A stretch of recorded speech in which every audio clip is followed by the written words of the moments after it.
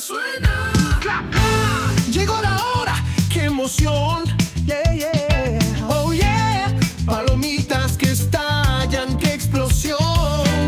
Cine con sabor, tu diversión. Bienvenidos y bienvenidas a Cine con Sabor, el podcast en donde buscamos explorar el cine desde diferentes puntos de vista. El tema de hoy, cine con sabor a fantasía. Así como lo oyen, vamos a abrir esa puerta a otros mundos, a otros universos, recorriendo desde el inicio del cine de fantasía hasta las películas de hoy en día.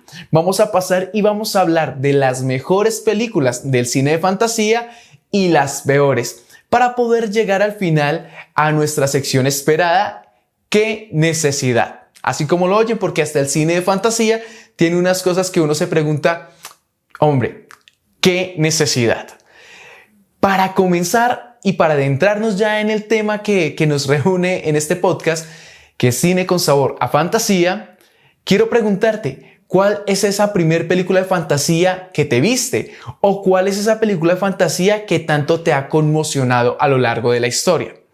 Para ayudarte a responder esta pregunta, vamos a devolvernos en el tiempo a los inicios del cine de fantasía. Para eso vamos a adentrarnos a hablar un poco de su historia.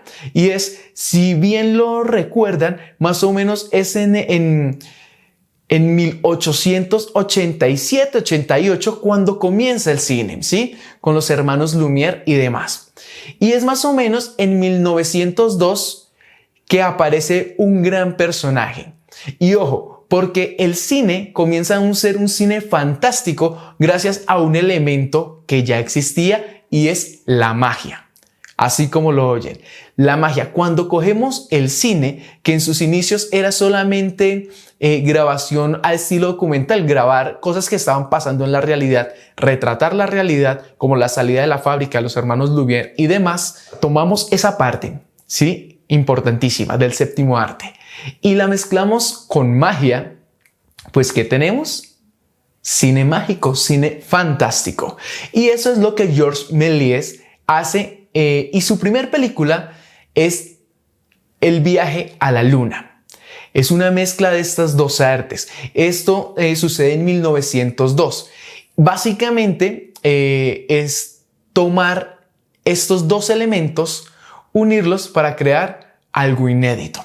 ¿Y cómo lo hizo? Quizás ustedes se lo preguntarán y voy a tratar de dibujarlo de la manera más fácil, menos compleja.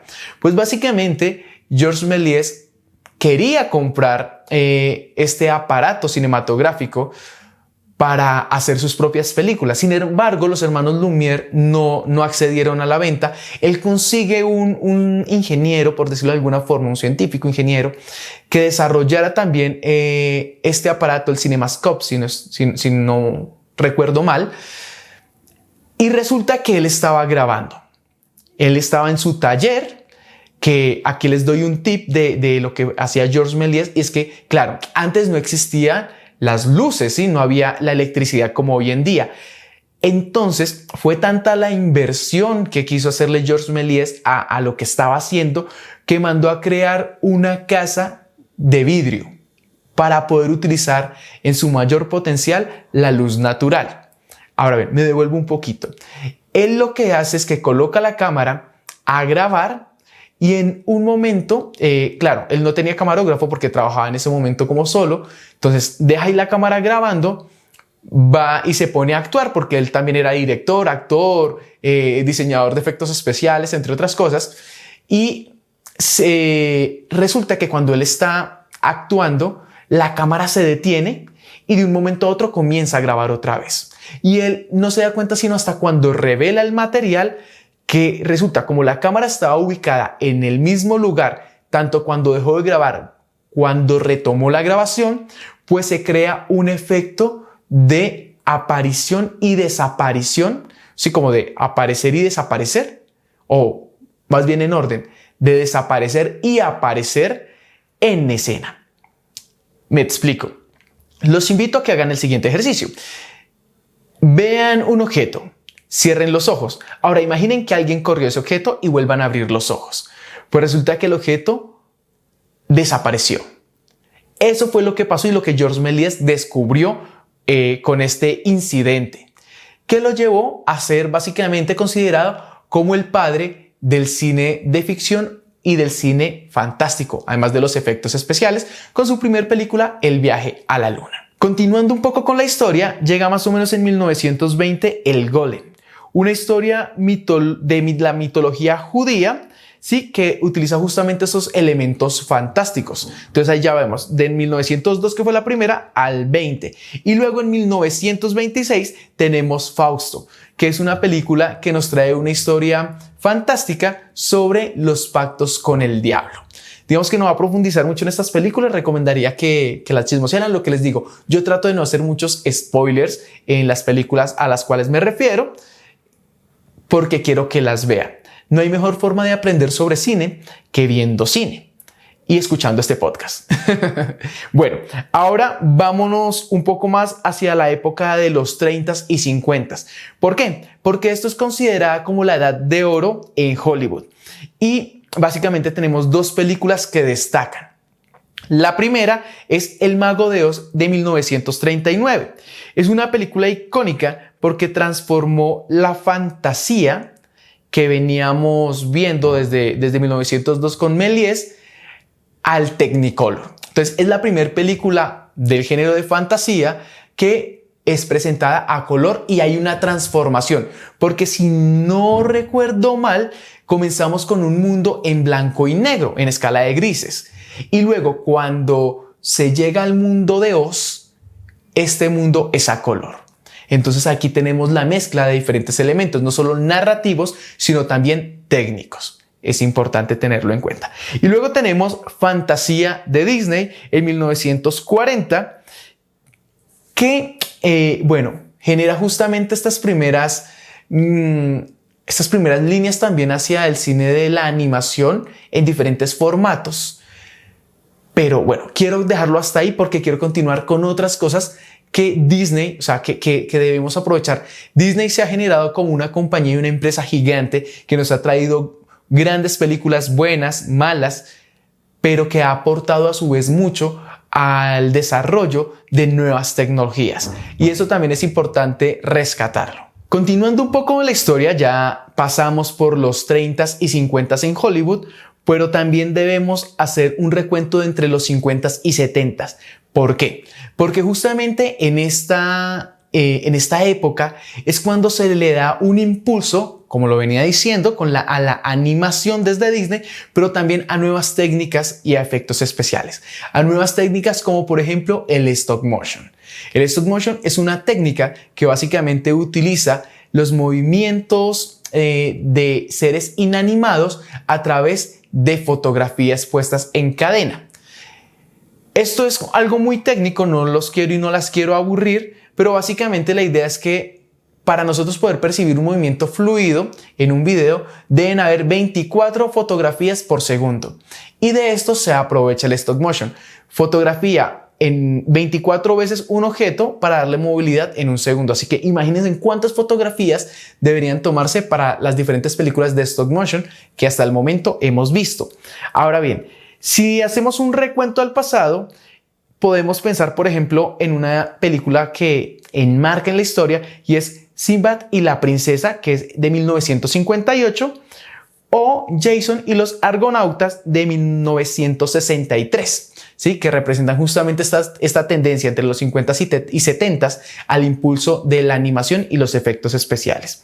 También se nos presenta la primera entrega de 2001, Odisea en el espacio, de Stanley Kubrick, esta película de 1968, que claro, no es una fantasía clásica, ¿sí? Como lo venían haciendo desde la literatura, sino que ya nos comienza a mezclar un poco más de temas de ficción, de temas del espacio, pero justamente se genera esa línea o se une esa línea de fantasía porque es lo inalcanzable en el momento. O sea, en ese momento eso era algo fantástico. La revolución del cine termina y sigue cogiendo fuerza entre los 80s y 90s. ¿Por qué? Porque aquí es donde la magia realmente se empieza a maxificar en la pantalla grande, con películas como las siguientes. El Cristal Encantado y Laberinto, que son unas joyas del cine, la primera de 1982 y la segunda de 1986, porque son desarrolladas con marionetas. Entonces, eso es justamente a lo que quiero a lo que quiero llegar. Y es, miren que el cine de fantasía no solo se trata de un género, sino también de cómo podemos utilizar estos elementos fantásticos desde los diferentes elementos que componen la cinematografía. No solamente es desde la narrativa con sus historias, con sus personajes, sino también con sus técnicas, ¿sí? Recordemos que hablamos de cómo una película pasa de blanco y negro a color, pero también cómo podemos utilizar los objetos inanimados en stop motion para poderle dar vida a seres que no lo tienen. Y de la misma forma, aquí ya más adelante hablaremos también de lo que tiene que ver con la animación digital y también con los efectos especiales o el CGI. Listo. Entonces tenemos estas primeras, retomando como esta revolución de entre los 80s y 90s. También tenemos La Historia Sin Fin, que esta ya es una película europea del 84 que llega a conmocionar el mundo, llega a cambiar. Eso es importante. Hay películas que, si bien puede que hayan quedado rezagadas con las nuevas entregas, igual generaron un hito en la historia del cine en su momento. Como por ejemplo, y en esta creo que me van a apoyar, y es la película de Jumanji de 1995, la primera entrega de Jumanji, que nos cuenta básicamente la historia de un juego de mesa cobrando vida. Y vaya que hay interpretaciones desde nivel actoral, hablándolo, que son buenísimas, que son impecables. Y es justamente todo esto lo que nos lleva a ser más elocuentes a la hora de hablar de cine de fantasía. Entonces veamos como esa evolución desde lo que era la magia en 1902 a lo que viene a ser en 1995, ¿sí? O sea, 93 años después, a terminar en una obra tan fantástica como lo puede ser Jumanji. Y ahora, para terminar como este recuento histórico, tenemos que situarnos en el siglo XXI, con las entregas de las sagas fantásticas que más han destacado justamente en este siglo. Y quizás aquí a más de uno, a más de una, sí que le va a llamar la atención este apartado. ¿Por qué? Porque comenzamos claramente con El Señor de los Anillos. Claro que sí, producidas del 2001 al 2003 por Peter Jackson. Básicamente, esta trilogía marca un hito de un antes y un después en el cine de fantasía. Y lo digo con toda la seguridad y la certeza. Ahora, no solamente se trata, lo que les decía, de su narrativa, sino también de la creación de espacios, vestuarios, técnicas de grabación. Pensémoslo y situémonos justamente en estos lugares de guerra y batalla. ¿Cómo se hizo? Vean que solamente el hecho de pensar no solamente en la historia, sino también en la producción de la película, genera toda una fantasía. Y es, oiga, esta gente estaba loca. Y es que siempre aquellos que estamos locos o locas, pues generamos como cierta incertidumbre. Y sin embargo, podemos generar de la mano cosas increíbles. Entonces tenemos como primera saga, como primera trilogía destacando en el cine fantástico, del cine fantasía, El Señor de los Anillos. Ahora bien, le sigue, y yo sé que lo estás pensando en este momento, claro que sí, Harry Potter. Harry Potter es una saga que va del 2001 al 2011 y es básicamente una franquicia que define una generación. Define una generación. Todos crecimos, al menos los que son de mi generación, un poco antes, un poco después, nos educamos con Harry Potter. Viendo Harry Potter, viendo a Ron, viendo a Hermione, sufriendo por las diferentes muertes que nos dejó cada una de las películas, creyendo un poco en la magia. Y es justamente acá donde el cine de fantasía viene a colocar como una curita en el alma, y es a permitirnos creer que hay algo más allá, que existe la magia, que existen esos seres fantásticos y nos viene a dar como ese alivio. Y es muy bonito, aunque también nos hace sufrir, sobre todo con ciertas pérdidas en Harry Potter, pero de eso no vamos a hablar.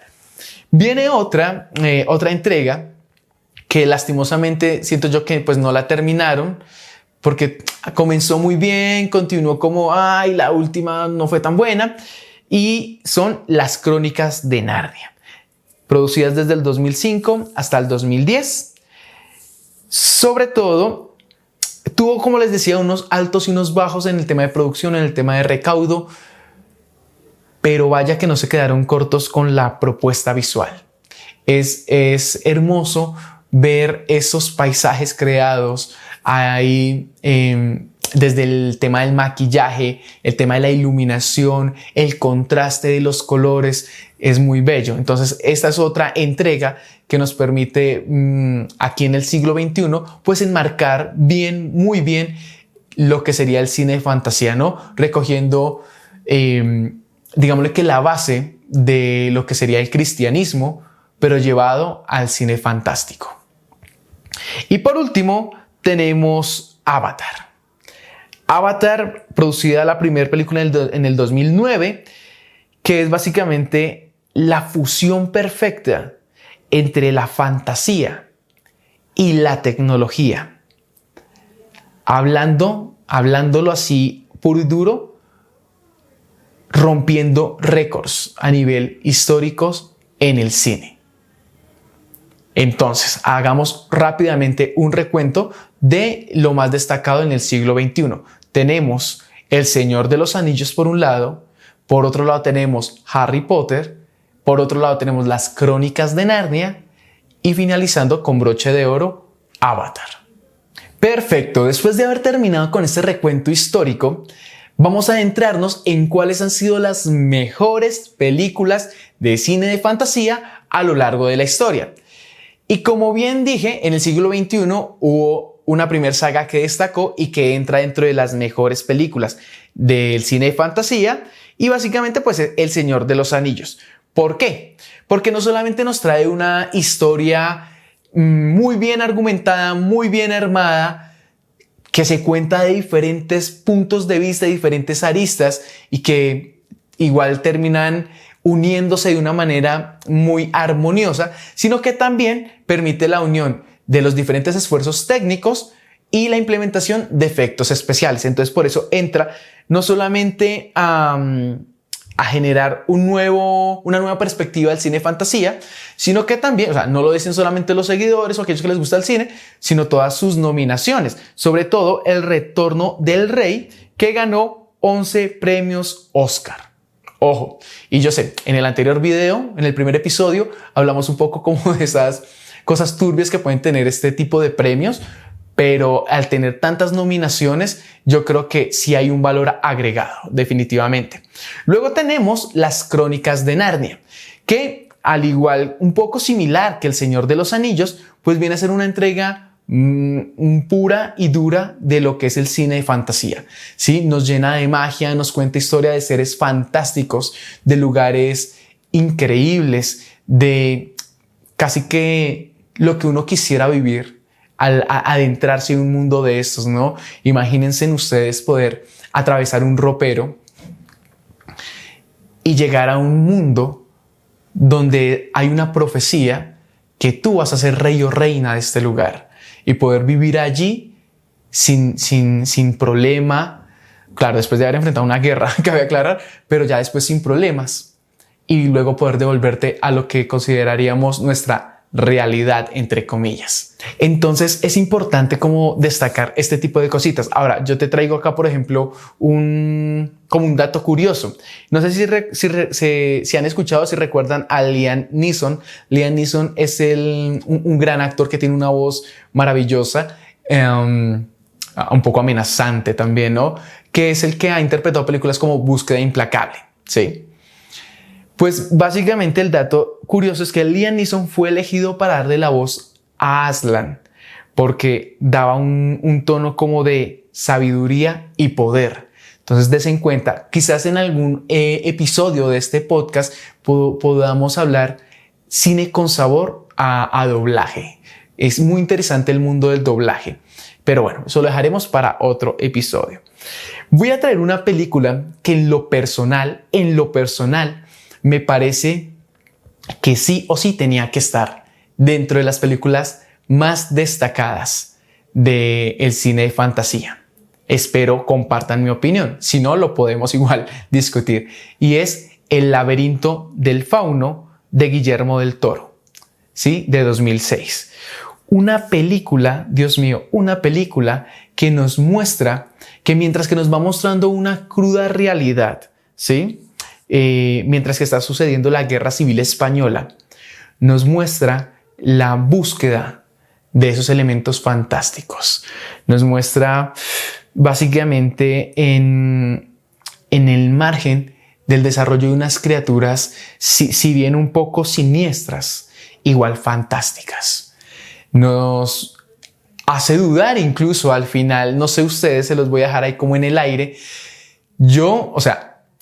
El final de esta película, perdón, no quiero hacer spoilers, pero es que es un final abierto, ¿sí? Guillermo del Toro bien dice en una de sus entrevistas que lo deja de esta forma para que nosotros podamos simplemente interpretarlo a nuestra consideración y a lo que a mí cabe. Quizás soy un poco, no sé, emocional, sensible, pero a mí me gustaría pensar que la protagonista llegó al lugar donde quería llegar, ¿sí? No les digo más porque no quiero hacer spoiler. Esperaría que ya la hubieran visto, pero si no, no se las quiero arruinar porque en serio es una gran entrega de un director mexicano al cual aprecio muchísimo por todo lo que le ha dado al cine mexicano y al cine mundial. Y ojo porque aquí hay una cosa interesante, un dato curioso justamente de Guillermo del Toro, y es que básicamente él rechazó dirigir Las Crónicas de Narnia, una entrega de la que ya habíamos hablado, por hacer El laberinto del fauno. Entonces él rechaza esta oportunidad, que seguramente lo hubiera hecho muy bien, pero nos da esta joya que es El laberinto del fauno.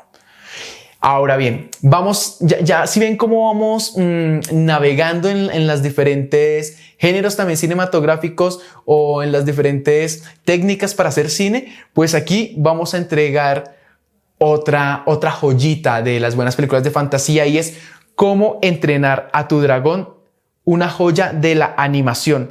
Es una historia emotiva, es una historia que le permite tanto a niños como a adultos adentrarnos en la vida de estos dos personajes, de Hippo y Chimuelo. Sí, Chimuelo es este dragón bellísimo también, ¿no? Tú te pones a verlo, a mí me hace recordar mucho a mis mascotas.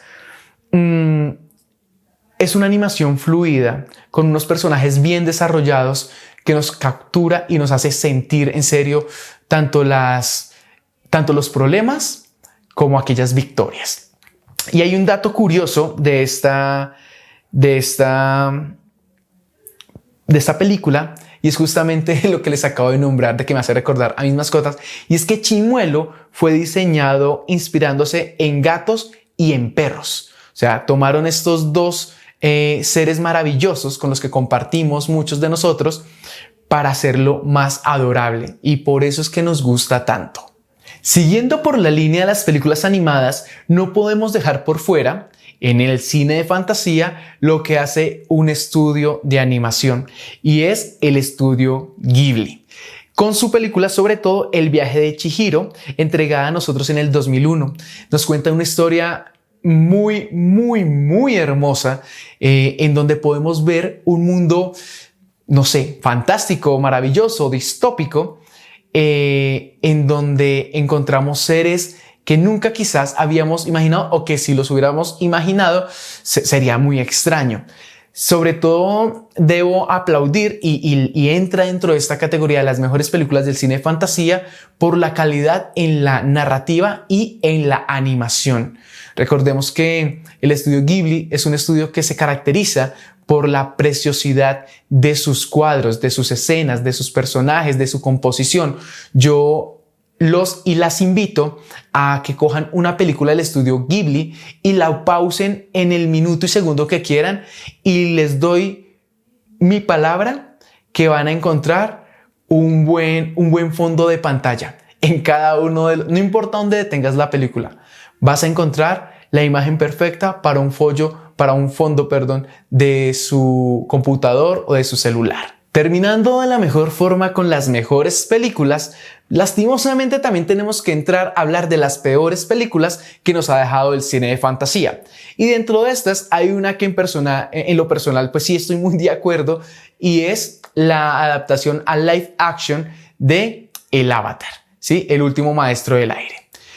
¿Por qué? Porque hay muchos fallos en esta adaptación. No solamente la selección de los actores y actrices, no porque sean buenos o malos. Yo en lo personal considero que no hay malos actores o malas actrices, sino malos y malas directores y directoras. Sí, porque a final de cuentas es el director y la directora el que decide dejar la escena que acaban de grabar.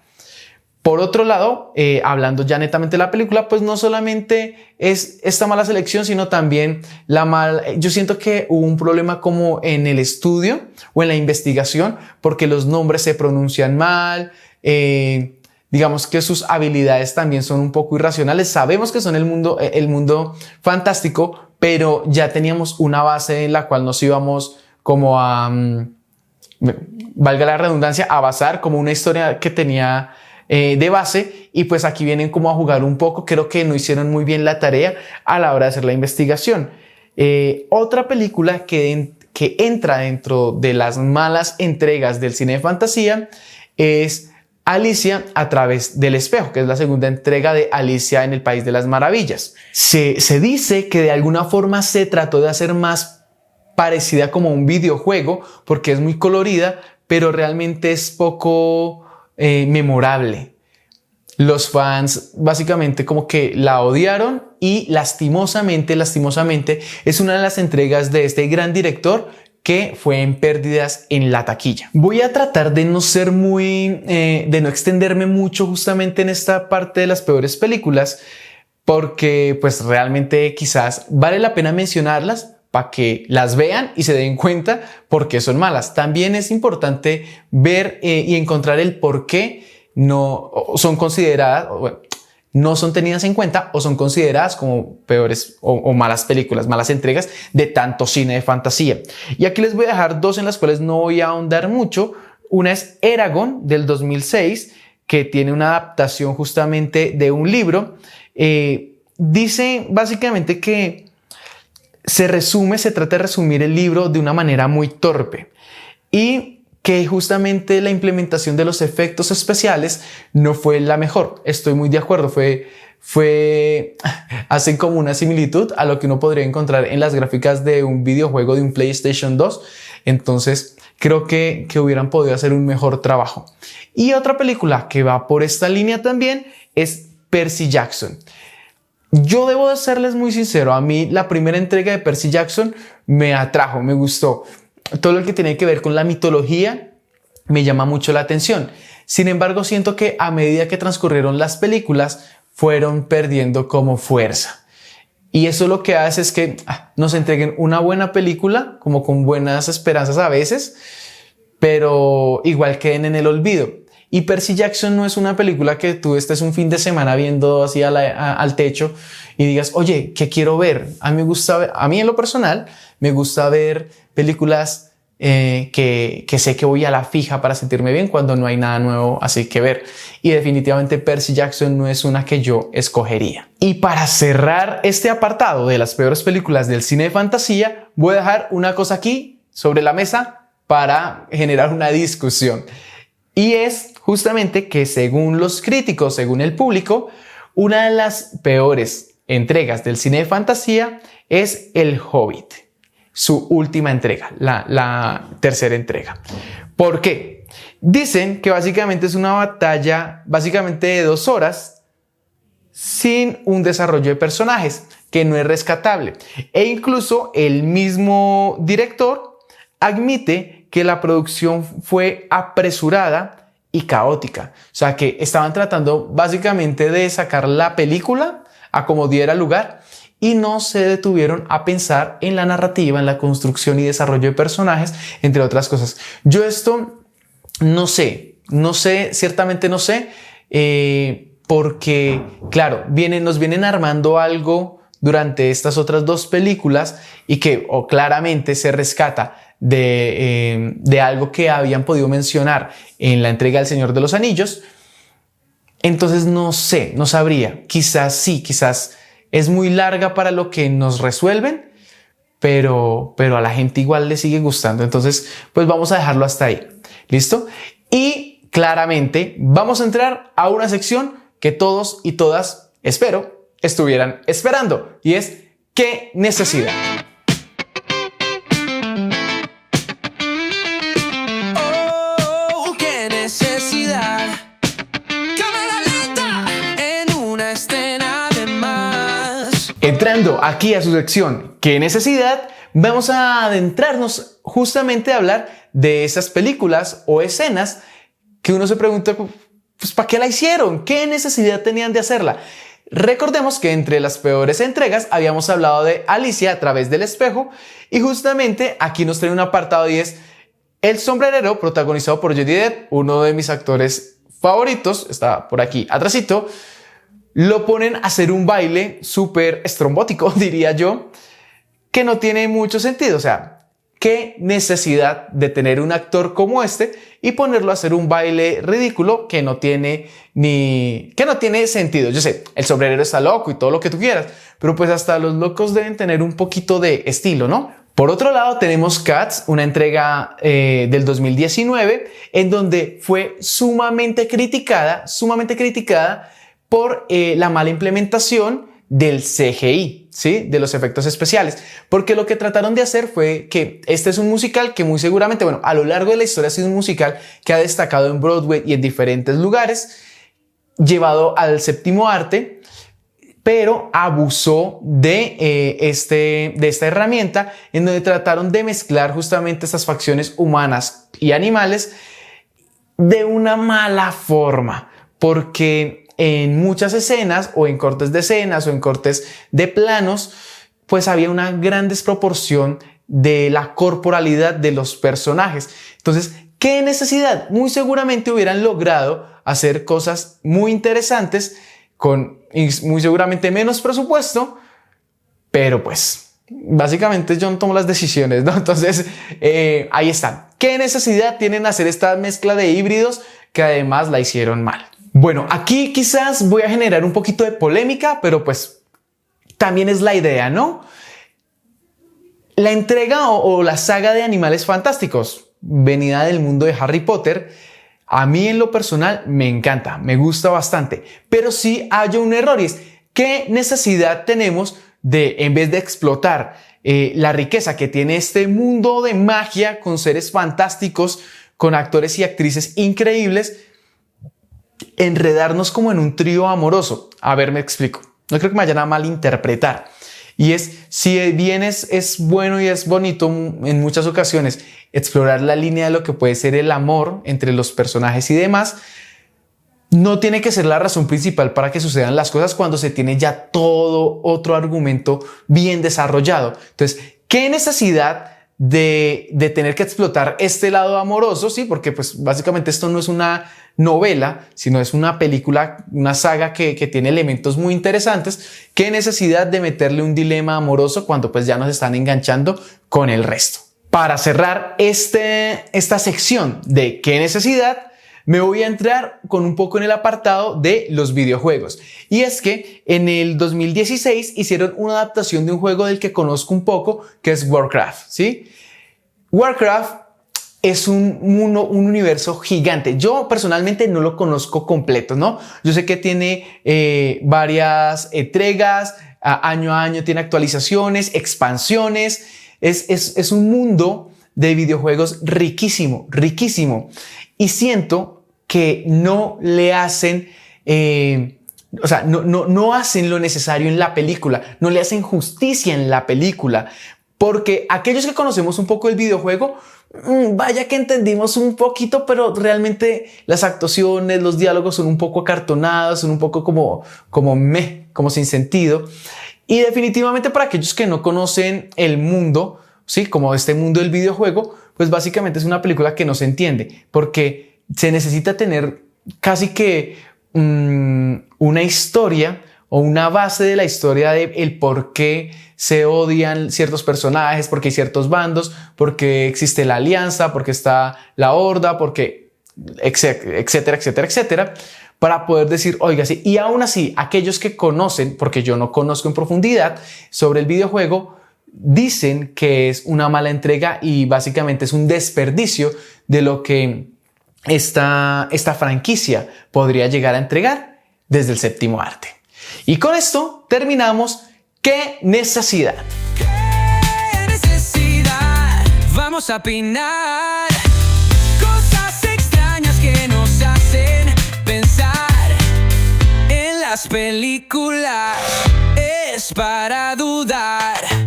Para ir cerrando este capítulo del cine de fantasía, que espero les haya gustado. Es muy grande el género o de por sí las entregas del cine de fantasía para poder resumirlas en un solo capítulo, pero bueno, lo intentamos. Espero hayan logrado aprender. Vamos a hacer un pequeño recuento también de lo que el cine de fantasía ha permitido. Y si bien nos ha exigido desde sus inicios en 1902 con El viaje a la luna de Georges Méliès hasta lo que hoy en día nos han entregado con las diferentes sagas ya mencionadas, también es importante rescatar que esta línea del cine fantástico ha podido rescatar grandes entregas desde diferentes artes, como lo puede ser la literatura, como también lo puede ser los videojuegos, como lo puede ser el simple hecho de poder rescatar el arte que se tiene a la hora de trabajar la escenografía, el maquillaje, los efectos especiales, porque todo a final de cuentas termina siendo un gran arte. Y algo que yo debo rescatar del cine es que es un arte que nos obliga a trabajar en grupo, en comunidad. Yo soy fiel creyente de que hay un mínimo de personas para hacer cine y son mínimo 3.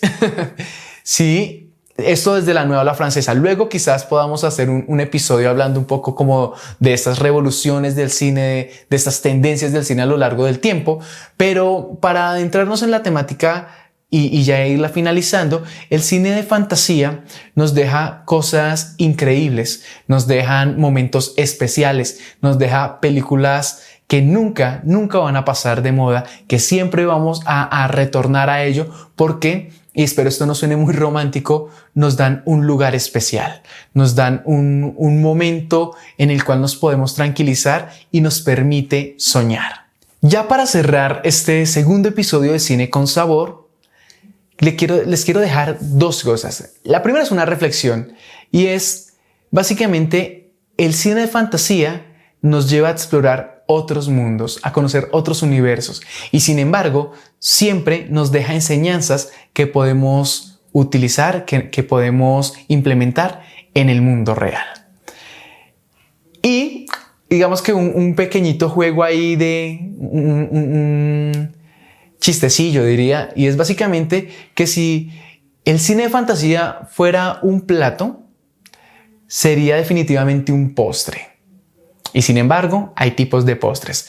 Podría ser un buen tiramisú, como El Señor de los Anillos. O podría ser una gelatina sin sabor, como Dragon Ball Evolution. Película tan mala. En fin, les agradezco a todos y a todas por haber escuchado, por quedarse hasta el final en este segundo episodio de Cine con Sabor.